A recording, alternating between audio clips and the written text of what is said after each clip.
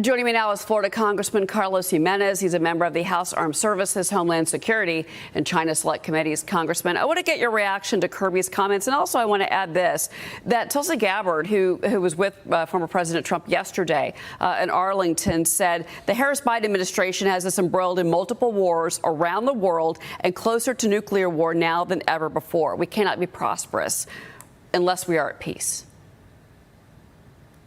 No, she's absolutely right. And it's because of the weakness of the Biden-Harris administration. That's the reason why the world is aflame today.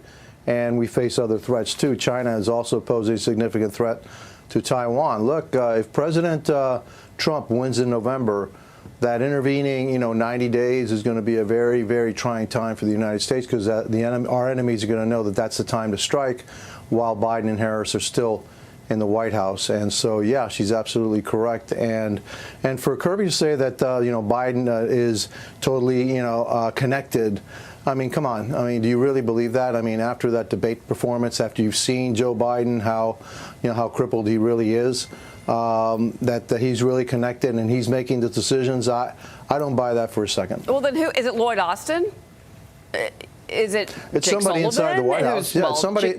Jake Sullivan's in China, but who's leading this then? If it's not Biden, I would think that somebody there's a couple of people inside the White House are really calling the shots, and that's what's happening. And Joe Biden is in California having a pretty good time. I don't think he's connected at all. To be honest with you, I don't think he has the capacity to be connected at all at this time. And then Harris is even worse. I mean, I don't think she's calling the shots either, and I'm glad she's not calling the shots. And maybe some professionals inside the White House are calling the shots, but I doubt that either Biden or Harris are calling the shots right now. All right, well, let's talk about the border crisis. Americans are living near the border in Texas and Arizona, and they're now talking with Fox Digital on Vice President Harris's record as, well, borders are. Watch what they're telling us. If they get in there, she won't do anything. It's not going to change. It's going to get worse. The gates, there's no gates. Everything's literally open. People just come across, wait to get picked up, and get sent along somewhere in the U.S. Buy her and get a new one. She's not doing a good job, or she's not putting her time where she needs to be at right now. It's non-existent.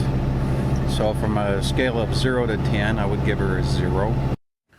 And I want to add this. In Aurora, Colorado, it's a small town, they're being infiltrated by members of that violent Venezuelan gang Tren de Aragua, thanks to nearby Denver's sanctuary city status. These gang members reportedly are taking over multiple apartment complexes, and they're driving up crime in that area. Congressman, you are an immigrant. You have followed this story from the beginning, and you were very closely involved in trying to secure the border. Mm-hmm. Your thoughts on what we're hearing now?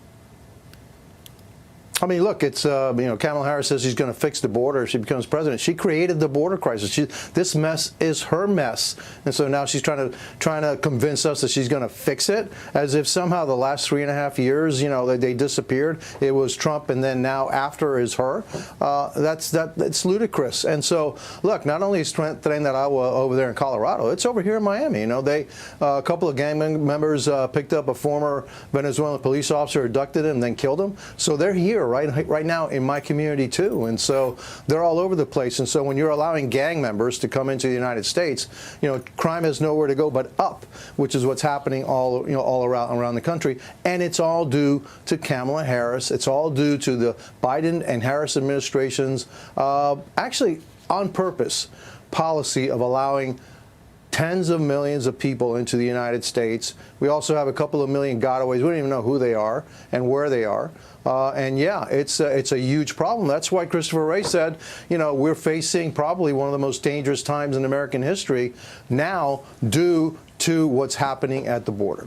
Well, and Harris and the Harris campaign in particular know that their weakness is immigration.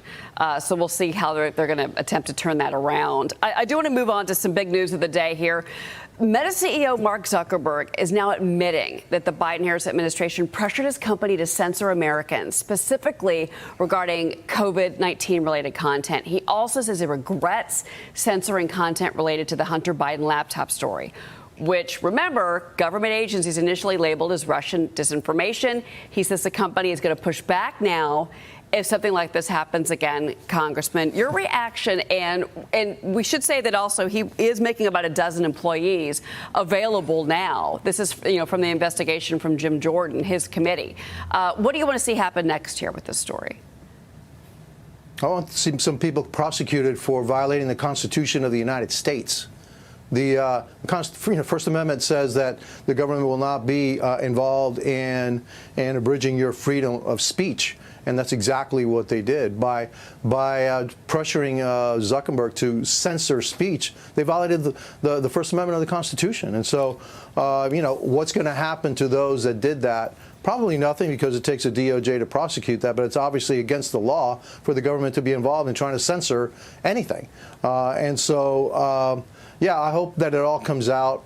We knew what was happening 4 years ago. We've known for years that this has been going on, and now Zuckerberg has actually admitted to it. It's not just Facebook. It's all digital media, and probably media in general. But you know what? The media is in the Democrats' pocket, and so let's see how much of this actually comes out on other news outlets, like MSNBC or CNN. What Zuckerberg is saying right now, I doubt that you're going to see much of it. They're going to try to shield the American public from the truth. We've known the truth for a very, very long time. Well, look, he told, and this is even back in 2021, Zuckerberg said it was senior officials from the Biden administration and the White House, and he said they repeatedly pressured him and his team for months over this censorship. So we need names. And that's against the law. I would like to know the names. That's just my opinion. Yeah.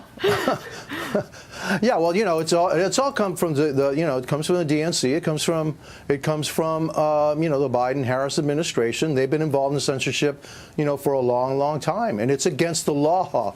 The government is not supposed to be involved in trying to somehow, subvert your freedom of speech or freedom of thought, and our government has been involved in that for a very, very for a long time, at least during this Biden-Harris administration, and they're going to continue to do it. And I'm just happy that Zuckerberg finally fessed up to it. But believe me, we knew what was going on. We've known what's been going on for the entirety of this administration, and it's wrong and it's illegal. Congressman Carlos Jimenez. Congressman, thank you. It's my pleasure.